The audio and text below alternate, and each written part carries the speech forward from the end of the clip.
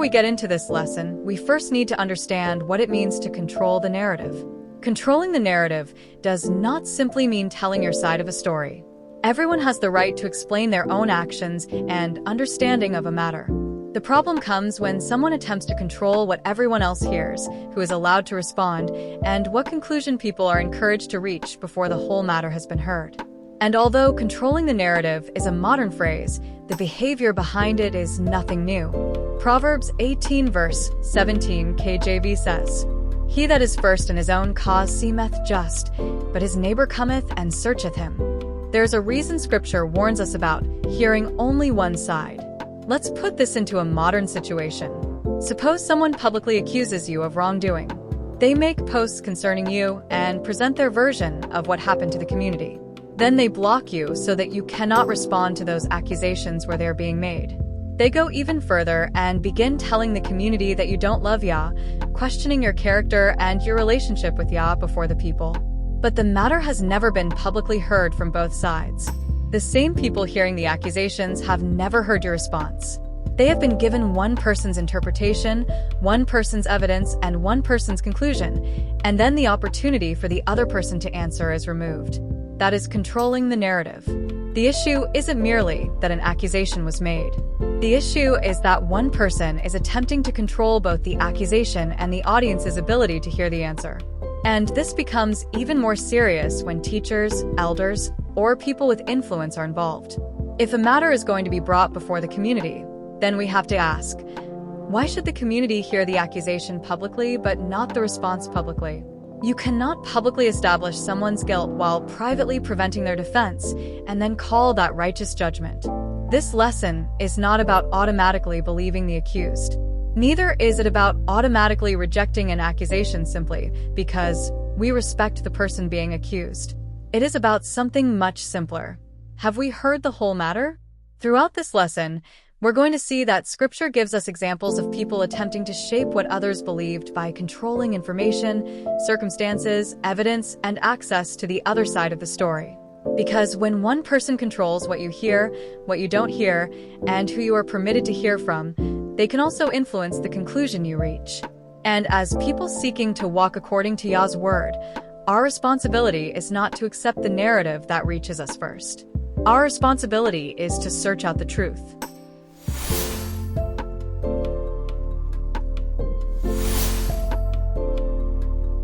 All right, family, we're going to start this account in Genesis 39. So most of us know this story of Joseph and Potiphar, but I'm going to give you a brief overview. Joseph had been brought down into Egypt and was purchased by Potiphar, an officer of Pharaoh and a captain of the guard. But even though Joseph was a servant in another man's house, Yah was with him. Joseph prospered, and Potiphar recognized that Yah was causing the work of Joseph's hand to prosper.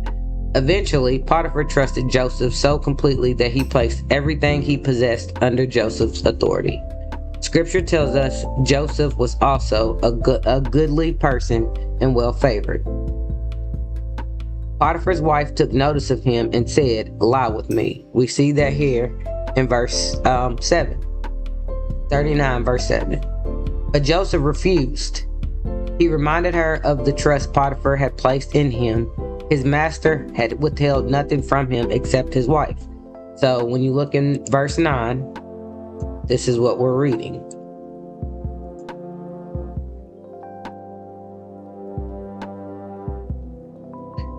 And to sum it up, basically, he said, "How can I do this great wickedness and sin against Yah?" But Potiphar's wife did not stop. Scripture says she spoke to Joseph day by day, yet he continued refusing her. The one day Joseph entered the house to do his work, and none other men were there. So we will be, this stupid thing don't want to act right. In verse 11, so Joseph was in the house and to do his work, and none of the other men were of the household were there. Potiphar's wife caught Joseph by his garment and again demanded that he lie with her. So Joseph fled. But when he ran from the house, his garment remained in her hand. Now Potiphar's wife possessed something that belonged to Joseph. But instead of admitting what she actually really did, what actually happened, she called the men of the household and gave them a completely different account. So this is going to be in 14.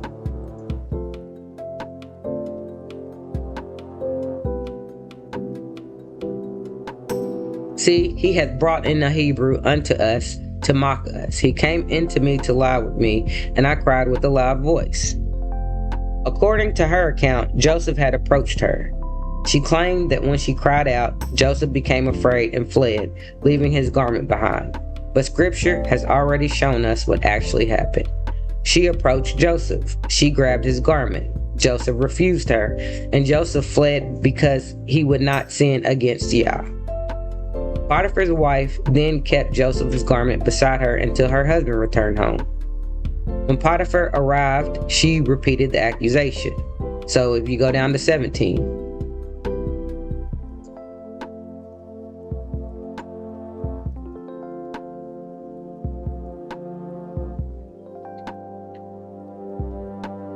And it reads, the Hebrew servant which thou hast brought unto us came in unto me to mock me. She then told Potiphar that when she lifted her voice and cried, Joseph left his garment with her and fled. Potiphar heard his wife's account and became angry. Joseph was taken and placed into prison. The remarkable thing about this account is that Joseph's garment was genuine, but the story being told about the garment was not. The garment did belong to Joseph. Joseph had been in the house. Joseph did flee. But Potiphar's wife changed why those things happened. She took circumstances that actually occurred and placed them inside a completely different story. And because her account was accepted, Joseph suffered the consequences. Yet scripture never leaves us wondering about the truth. Yah had already shown us exactly what happened. Joseph had refused the woman repeatedly. He had chosen obedience rather than sin, and when the temptation became physical, he ran from it. Men may have heard one account of Joseph that day, but Yah knew the entire matter. And even after Joseph was falsely accused and placed in prison, and you're going to see this one in Genesis 39, and let me unclick this one. It's 21 right here.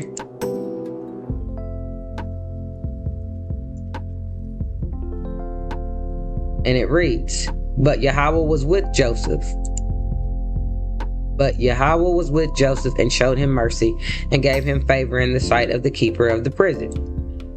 Potiphar's wife could change the story that she told about Joseph. She could use his garment to support that story. Her accusation could even cause Joseph to suffer, but she could not change what actually happened.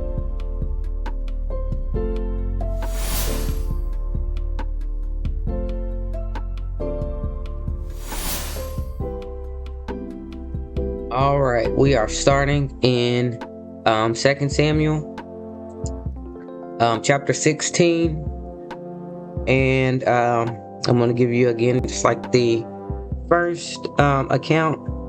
This is about Ziba and Mephibosheth. So the story is basically about when David was fleeing Jerusalem because of Absalom. He encountered Ziba, the servant of Let me make sure I say that's right. Mephibosheth. I'm not going to get it right, y'all. Ziba brought David supplies, bread, fruit, wine, and donkeys. David then asked him, if you look at 16 verse 3, he asked him, and where is thy master's son? And that is Mephibosheth. Ziba answered that Mephibosheth had remained in Jerusalem because he believed that the kingdom of his father Saul would now be restored. So David accepted Ziba's account immediately. And if you look at verse 4, David, let's go back up to, let's continue reading right here. So let me see. Let's just go up to 1 and we'll read down. So, 2 Samuel 16, and we're starting at verse 1. And when David was a little past the top of the hill, behold, Ziba, the servant of Mephibosheth, met him with a couple of asses saddled, and upon them 200 loaves of bread, and 100 bunches of raisins, and 100 of summer fruits, and a bottle of wine. Why is this asterisk here? What is it? A skin of wine. Okay. And the king said unto Ziba, What meanest thou by these? And Ziba said, The asses be for the king's household to ride on, and the bread and the summer fruit for the young men to eat, and the wine that such as be faint in the wilderness may drink. And the king said, And where is thy master's son? And here we go. Here's the account. This is what Ziba said. And Ziba said unto the king, Behold, he abideth at Jerusalem. For he said, Today shall the house of Israel restore me the kingdom of my father. Then said the king to Ziba, Behold, thine are all that pertaineth unto Mephibosheth. And Ziba said, I humbly beseech thee that I may find grace in the sight of my Adonai, O king. So, again, David accepted what Ziba said, but David only heard Ziba's side of the matter. Later, when David returned to Jerusalem, and we're going to skip over to that in just a minute, Mephibosheth came before him and gave a very different account. He explained that because he was lame, he had instructed his servant to prepare a donkey so that he could ride with David. Instead, he said, so let's go over. We're going over 2 chapters. We're going to 2 Samuel 19. And we're going to start at 26. And he answered, My Adonai, my Adon, O king, my servant deceived me. For thy servant said, I will saddle me an ass, that I may ride thereon and go to the king, because thy servant is lame. And he hath slandered thy servant unto my Adon, the king. But my Adon, the king, is as an angel of Yah. But therefore, what is good in thine eyes? So now David was hearing what he had not heard before. Ziba had reached David first and presented Mephibosheth as disloyal. Based upon that report, David had already made a judgment and given Mephibosheth's property to Ziba.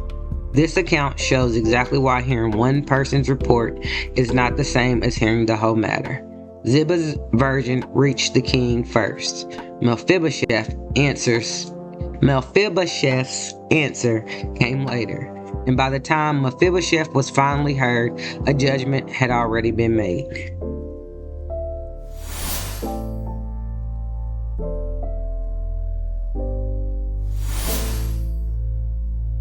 Okay, now we're in Esther. We're in the chapter 3, Book of Esther, chapter 3. So I'm going to give you a brief summary. After Mordecai refused to bow before Haman, Haman became angry. So you can go back through here. Esther is only, let me see. Hold on.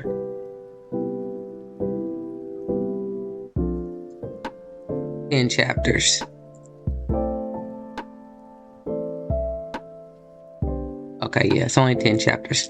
But instead of dealing with Mordecai alone, he determined to destroy all of Mordecai's people throughout the kingdom. Haman then went before King, I can't say this word, Ahasuerus, and presented the Israelites in a way that made them appear to be a threat to the kingdom. So, if you look in verse 8 here, if I could stop clicking on stuff wrong. Okay, if you look in verse 8 here, this is what he said. There is a certain people scattered abroad and dispersed among the people in all the province of thy kingdom, and their laws are diverse from all people. Neither keep they the king's laws. Therefore it is not for the king's profit to suffer them. So we know suffer is allow them. But we need to notice what Haman did. He told the king that their laws are different and claimed they did not keep the king's laws. But he left out the most important part of the story. His personal conflict with Mordecai. He didn't tell the king that. The king was hearing about an entire people through the mouth of a man who already wanted them destroyed. Based upon Haman's presentation, authority was given to him, and letters were sent throughout the kingdom ordering the destruction of the Israelites. Later, when Esther was finally able to speak before the king, she exposed what Haman was actually doing. So, we're going to Esther, and we're going to, let me see if I can get this to act right. Chapter 7. So, yeah, I might as well click it like this.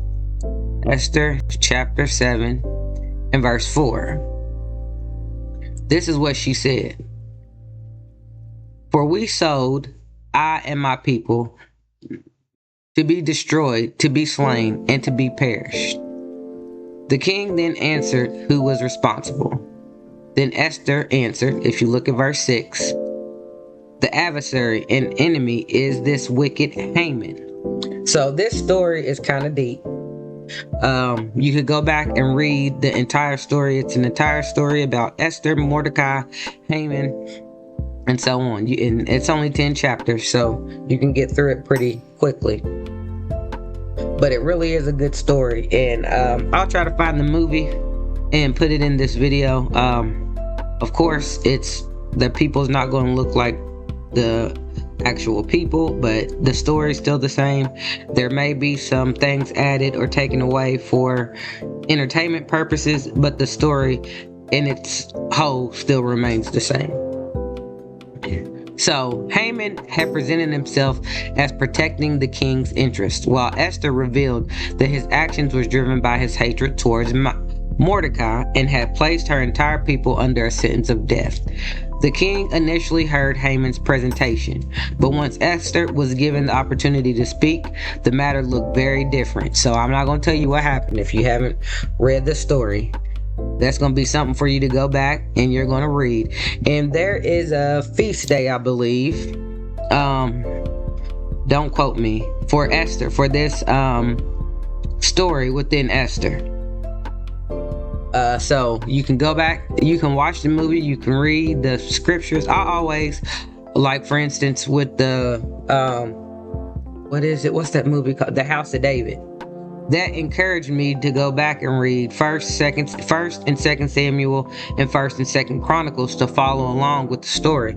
And for the most part, the House of David was spot on. There was some things added in, like for instance, that David came from a forbidden marriage, and David wasn't allowed to go to the before he started working for Saul, playing music for him, that he wasn't allowed to go to the feast and so on and so forth, all that. But if you know the story, then you can look over that. But for the most part, most of the story, the main story, is still there.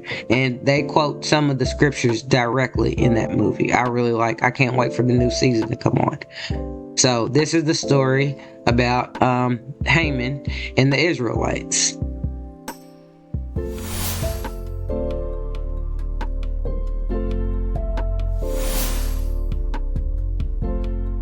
We are in Matthew 28.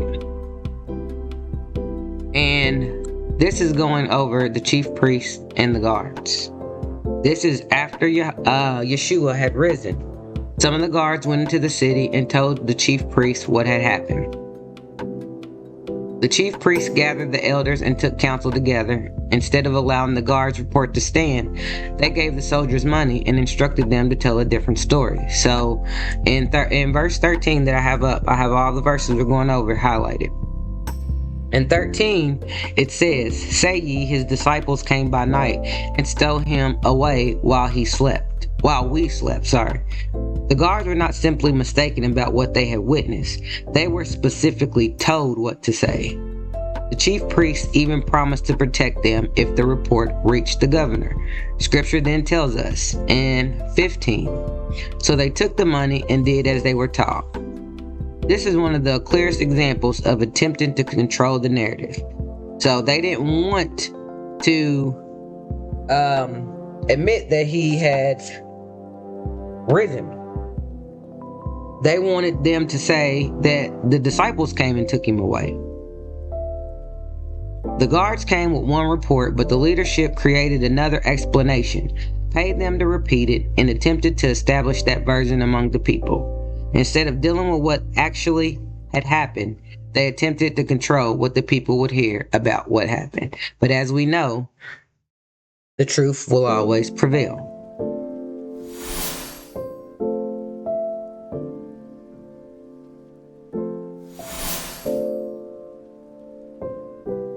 So now we're in Acts chapter 4.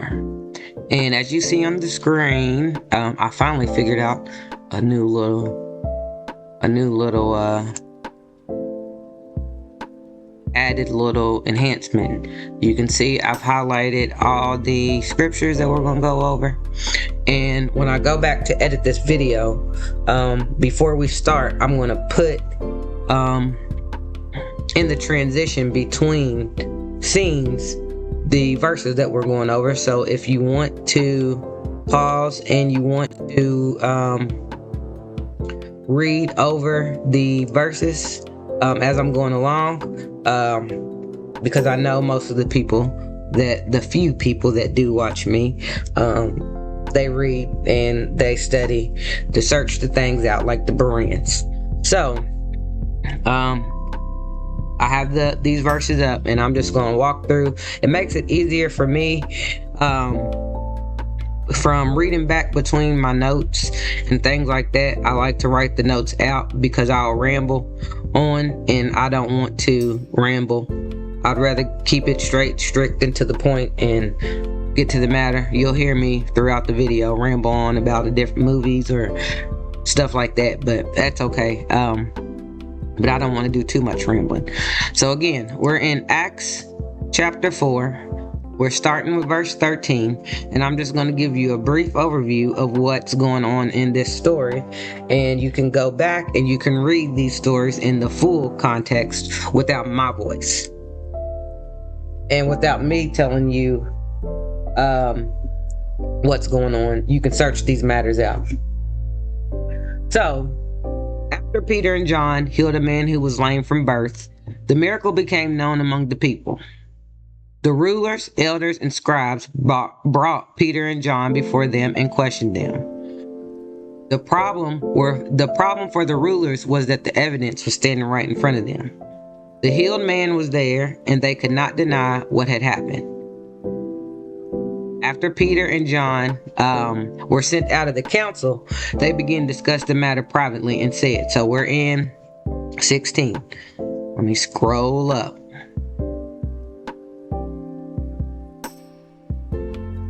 And in 16 it reads, saying, what shall we do with these men? Were that indeed a notable miracle? Let's see what this asterisk is right here. And it says, remarkable sign hath been done for them, is manifest. So what is this? Known to all them that dwell in Jerusalem, and we cannot deny it. So they admit amongst themselves that the miracle was undeniable. We read that here. So what did they decide to do? Let's go down to 17. We're in 17. But that it spread no further among the people, let us straitly threaten them, that they speak henceforth to no man in this name. They couldn't deny what happened, so they attempted to stop Peter and John from speaking about it, and we read that here. They called them back and commanded them not to speak or teach in the name of Yeshua. Peter and John refused, saying in 20, for we cannot but speak the things which we have seen and heard. So here in this story, controlling the narrative wasn't accomplished by inventing a different story. It was attempted by silencing the people who could testify about what actually happened. The rulers knew the truth was spreading among the people, and because they could not deny it, they tried to prevent the truth from being spoken.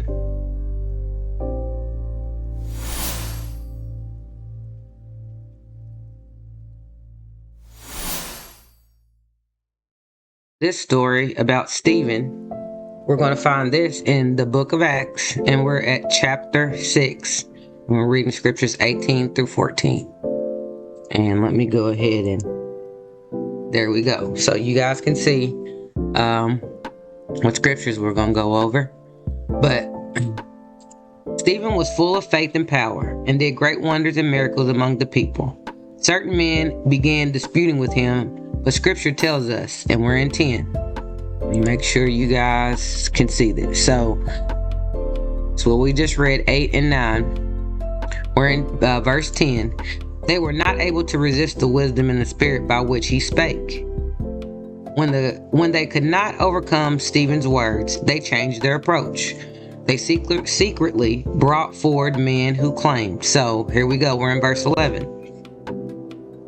Let me move this over so I can make sure you guys are on the same track as me. In verse 11, we have heard him speak blasphemous words against Moses and against Yah. That's what it says in 11. Then they stirred up the people, the elders, and the scribes against Stephen and brought him before the council. Scripture plainly tells us in 13, and set up false witnesses. They did this.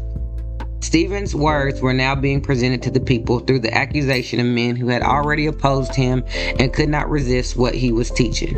Instead of allowing Stephen's words to stand for themselves, they brought in false witnesses and presented him as someone speaking against Moses, Yah, the temple, and the law. This account shows another way a narrative can be controlled. When they could not overcome what Stephen was actually saying, they attempted to control how the people perceived what he was saying.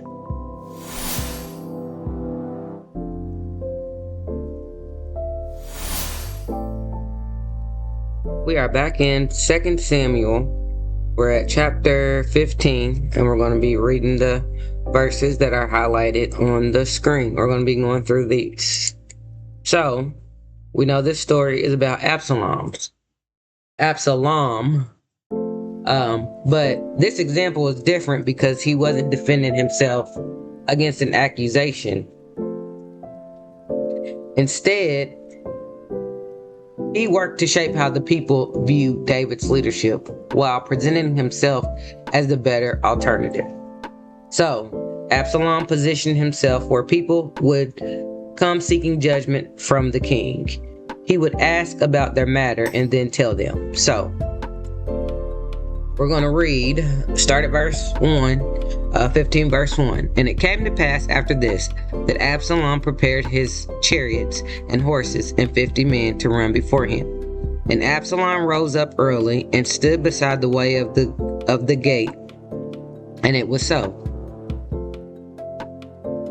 that when any man that had a controversy came to the king for judgment, then Absalom called unto him and said, Of what city art thou? And he said, Thy servant is one of the tribes of Israel. And we're in verse 3. And Absalom said unto him, See, thy matters are good and right, but there is no man disputed of the king to hear thee. So, when we go down to 14, it reads, Absalom said moreover, Oh, that I were made judge in the land, that every man which hath any suit or cause might come unto me, and I would do him justice. He presented himself as someone who would listen to the people and give them justice, while at the same time creating the impression that they were not being properly heard under David. He continued doing this with the people who came seeking judgment. Scripture tells us the result. So, in verse 6, and on this manner did Absalom to all Israel that came to the king for judgment. So Absalom stole the hearts of the men of Israel. Absalom did not take the kingdom in one moment. He first influenced how the people viewed David and how they viewed him. By repeatedly placing himself between the people and the king, Absalom was able to shape their perception until Scripture says he had stolen their hearts.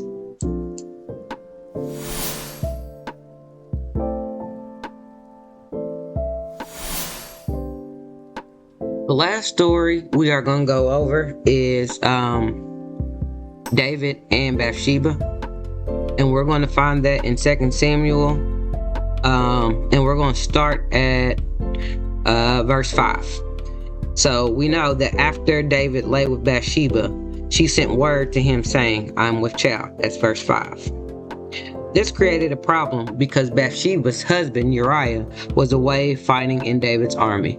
And I'll tell you, after watching, and I know it's just a movie, but, or a series, well, it's a movie made into a series, but when you watch the movie and you watch David and how David is portrayed, and then Uriah, and then all the other people that fight in battle with them, and you see how close they are, and knowing that even reading if you just read the scriptures, knowing how close they were in battle and so on and so forth, this just breaks your heart that how could he turn like this? How could he flip on him in this way? But anyway, so Bathsheba being with child created a problem because Uriah was away fighting in David's army. So David was at home being king, and Uriah was away fighting in David's army. So that makes it even more worse. So what David did is, you can see in verse 8, that David sent for Uriah and eventually told him to go down to his house and wash his feet. And Uriah departed out of the king's house, and there followed him a mess of meat from the king. So if Uriah went home to his wife, it could appear that the child Bathsheba was carrying belonged to him. But Uriah, being the faithful servant that he is, he refused to go home while the ark, Israel, Judah, and his fellow soldiers remained in the field. David tried it again. So we see in 15 here, and when David had called him, he did eat and drink before him, and he made him drunk, and at even he went out to lie on his bed with the servants of his Adon, but went not to his house. So when David could not make the circumstances appear the way he wanted, this is him trying to control the narrative. He tried to control the narrative by after he did what he did and she became with child, he tried to hurry up, call for him back, send him with meat and everything to go home. But he knows how his soldiers are. So I don't even understand how David would think that it would work. As loyal as Uriah was to him, why would you think that he would go home and be with his wife and other men were not?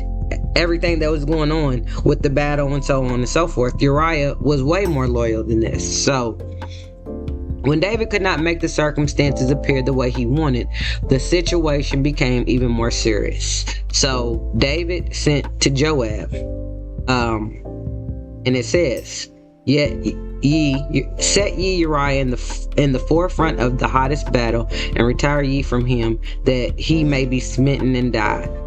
So he had Joab to do this. Uriah was killed in battle. We know this. After Bathsheba mourned for her husband, David brought her into his house, and she became his wife, and she bore him a son. So that's not the whole story. To anyone who did not know what happened beforehand, they could have seen a soldier who died in battle and a king who later took his widow as his wife. That's true, but the scriptures provide us everything.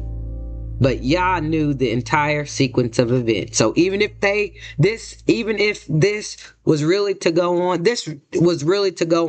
without anybody knowing, even Joab or so on and so forth, Yah knew. So let's go down to 27. And it reads, "And when the morning was past, David sent and fetched her to his house, and she became his wife and bare him a son. But the things that David had done displeased Yahweh." Very much so displeased Yahweh. He's the king of Israel. David could arrange circumstances to affect how the situation appeared to men, but he could not change what he actually did before Yah. This account shows us that controlling a narrative can involve more than words. Sometimes people attempt to control the narrative by controlling the circumstances surrounding what others will eventually see. And the thing is, with these situations, you can't do anything. When people are trying to do this and they're trying to control the narrative and paint a picture of you or whoever or another teacher or another student or whatever, there's nothing that you can do but be still and know that He is Yah. He's going to take care of everything. That's the only thing that you can do, because even though we as Israelites, we are symbolically described as sheep. You know, sheep are dumb. Yah's not comparing us to sheep because we are dumb. But there are some people that walk in that blindly, following the shepherd into things that they know not, because they are blinded by the knowledge of the shepherd. They feel safe with the shepherd.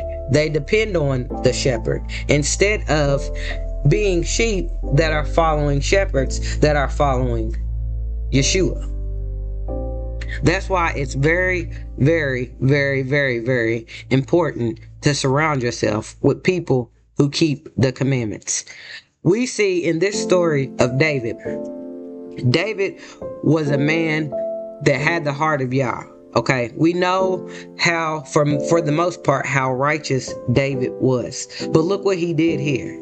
This is exactly what Paul is talking about. The war against the spirit of Yah and the flesh. This is exactly what he was talking about. David seen this woman. Go back and read the story. It's deep.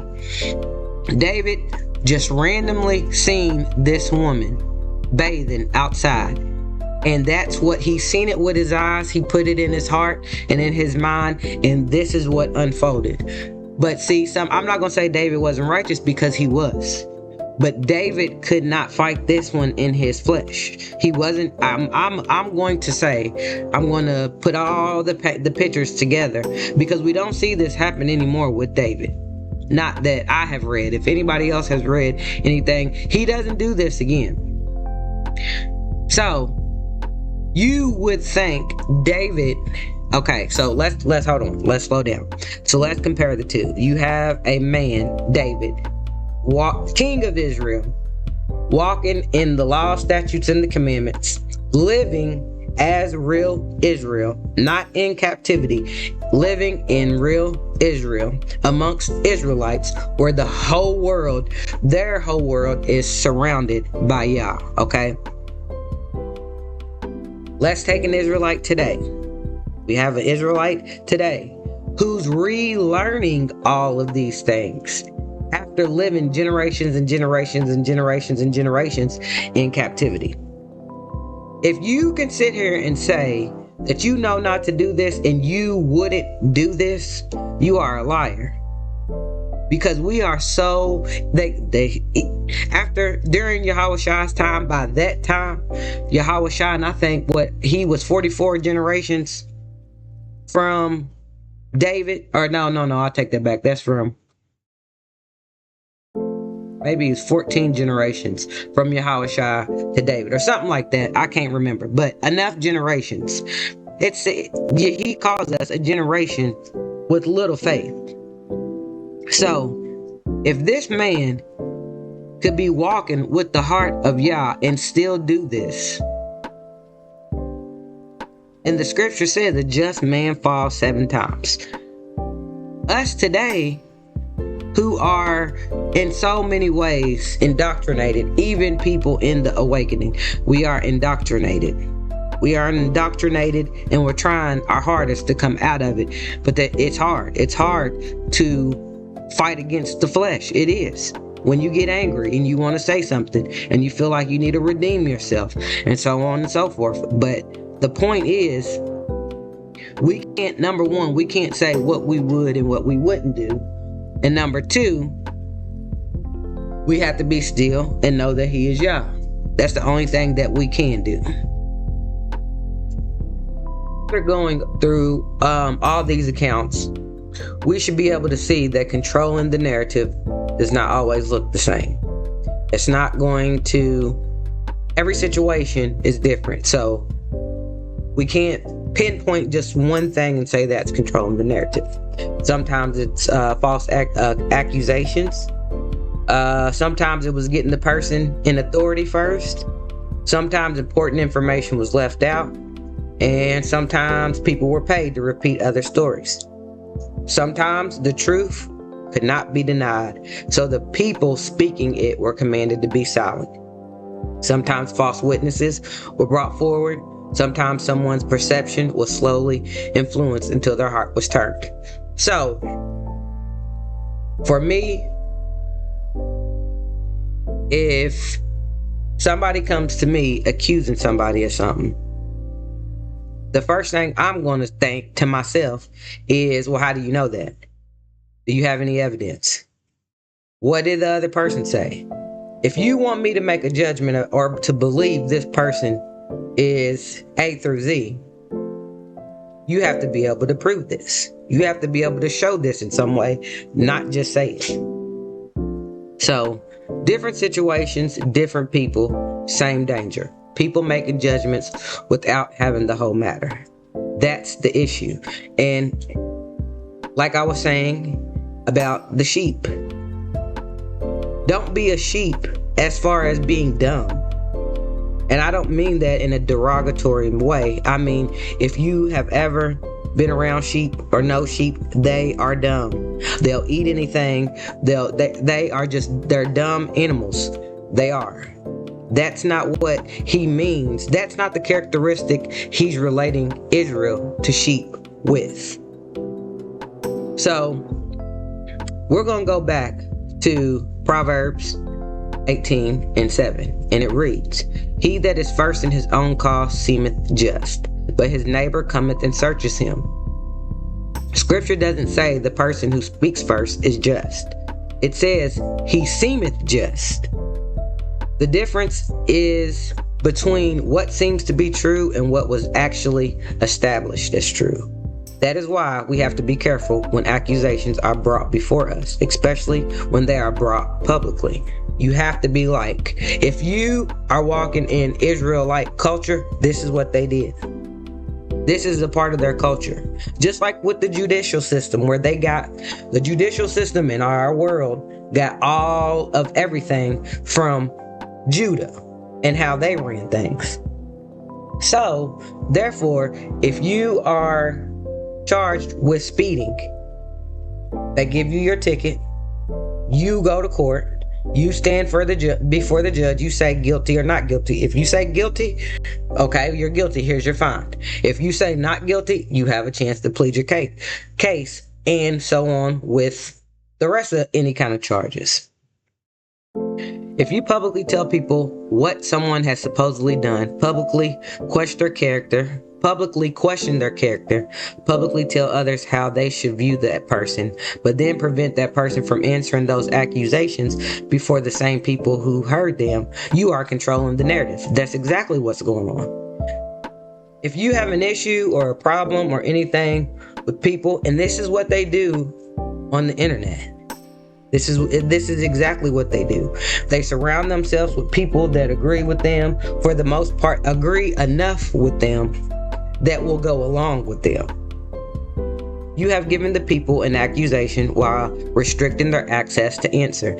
And anybody, the natural person, should be like, come on. Why would you just believe something that somebody says? Why would you just go off of that? So, this lesson is not teaching us to automatically believe the accused. We all know people lie. People can and will lie. Both sides can leave things out. Both sides can present information in a way that benefits themselves. That's exactly true. It's always going to happen. And I'm not going to say it's always benefiting themselves, but especially when we're walking in our flesh, we only see what we want to see, myself included. The thing about us as being sheep of the shepherd is our loyalty cannot be to personalities. Our loyalty cannot be to friendships. Our loyalty cannot be to teachers, elders, groups, or communities. Our loyalty has to be to truth and righteousness before Yah, because this is why we're in groups. And there is also a warning here for each of us. We cannot condemn controlling the narrative when somebody does it against us and then turn around and do the same thing when we have an issue with someone else. If we want our whole story heard, we must be willing to hear someone else's whole story. If we don't want our words taken out of context, we cannot take someone else's word out of context. If we don't want people judging us before hearing us, we can't judge another person before hearing them. That standard has to remain the same regardless of who is involved. Because ultimately, we may be able to control what people hear. We may be able to control what gets posted. We may be able to control who gets blocked. We may be able to control which screenshots are shown, which conversations are repeated, which parts of the story are left out. We may even convince an entire group of people that our version is the truth. But there is one narrative we will never control. The one Yah knows. He knows it all. Yah saw Joseph in Potiphar's house. Yah knew that Ziba said, and he knew what Ziba said and what happened with, I can't never say his name right. Ziba was the servant, Ziba's master. So he knew what Ziba said and what happened with his master. Y'all knew Haman's motives. Y'all knew the chief priest knew what the chief priest told the guards. He heard the private counsel of the rulers. Y'all knew the witness against Stephen were false. Y'all saw Absalom stealing the hearts of Israel. And y'all knew exactly what David had done concerning Bathsheba and Uriah. Nothing was hidden from him. So before we accept an accusation, repeat an accusation, choose a side, condemn somebody, or help spread somebody else's version of events, we should also ask ourselves, have I actually heard the matter, or have I only heard the narrative? Because controlling the narrative may control what people believe for a season, but it will never control the truth. And with this, family, I'm going to say shalom.